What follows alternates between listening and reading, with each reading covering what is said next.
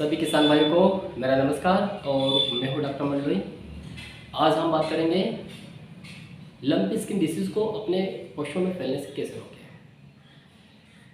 Lumpy skin disease पशु में होने वाला एक विषाणु जनित रोग है जो कि कैप्रीपॉक्स वायरस के कारण होता है।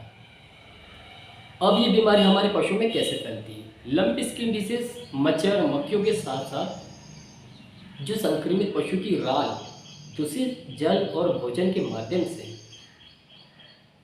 ये बीमारी अस्वस्थ से स्वस्थ पशु में ये बीमारी फैलती है।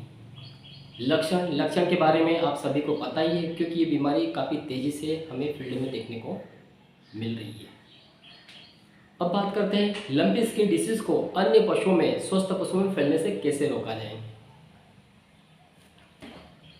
जिस तरह कोरोना महामारी को हम सब शासन प्रशासन के नियमों का पालन और बार बार लॉकडाउन करने के बाद इस महामारी को कंट्रोल करके कर दिखाया, उसी तरह लंपी स्किन डिसीज़ भी एक वायरल इन्फेक्शन है, एक वायरल बीमारी है। इसको भी हम सब के प्रयत्न के द्वारा ही, हम सब की सूझबूझ से इस बीमारी को हम रोक पाएंगे। उसके लिए अगर हमें हमारे गांव में, क्योंकि जो बीमारी है भारत के कई राज्यों के साथ साथ मध्य प्रदेश के कई जिलों के बाद अब ये गांव में भी बीमारी फैल चुकी है। उसके लिए अगर हमारे गांव में किसी के यहाँ इस बीमारी से पीड़ित पशु दिखता है तो उसे हमें समझाना है किसान को कि इस बीमारी से जो संक्रमित पशु है उसे हमें चरने के लिए स्वस्थ पशु के झुंड में बिल्कुल ना भेजना है। उसका चारा पानी हमें अलग रखना है, क्योंकि अगर वो संक्रमित पशु को अच्छे पशु के साथ छोड़ेगा चरने के लिए तो एक पशु में फैलेगी, दूसरे पशु में, ऐसे कर करके पूरे गांव में बीमारी काफ़ी तेज़ी से फैल जाएगी और इसे रोकने में भी हमें काफ़ी समस्या होगी। इसको रोकने के लिए हमें हमारे बाड़े की प्रतिदिन अच्छे से साफ सफाई करना है। साथ ही साथ नीम की पत्तियों का धोआ बहुत ज़रूरी है, तभी इस बीमारी को हम काफ़ी हद तक कंट्रोल कर पाएंगे। क्योंकि ये जो बीमारी है उसका हम कारण को ही ख़त्म कर डालेंगे तो ये बीमारी काफ़ी हद तक कंट्रोल हो जाएगी।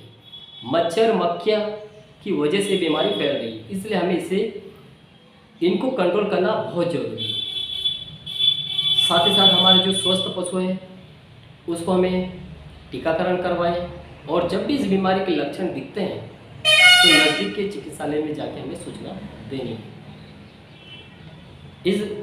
इसलिए किसान भाई से मेरा पुनः निवेदन है कि हमें संक्रमित पशु को बिल्कुल भी चरने के लिए हमें कहीं भी उसे स्वस्थ पशु के साथ नहीं छोड़ना है। साथ ही साथ हमारे बाड़े की इस टाइम सफाई करना बहुत जरूरी, साफ सफाई उसे प्रतिदिन करना बहुत जरूरी। और नीम की पत्तियों का धोआ भी पूरे गांव वालों को हमें मिलकर एक साथ करना होगा, तभी इस बीमारी को हम कंट्रोल कर पाएंगे।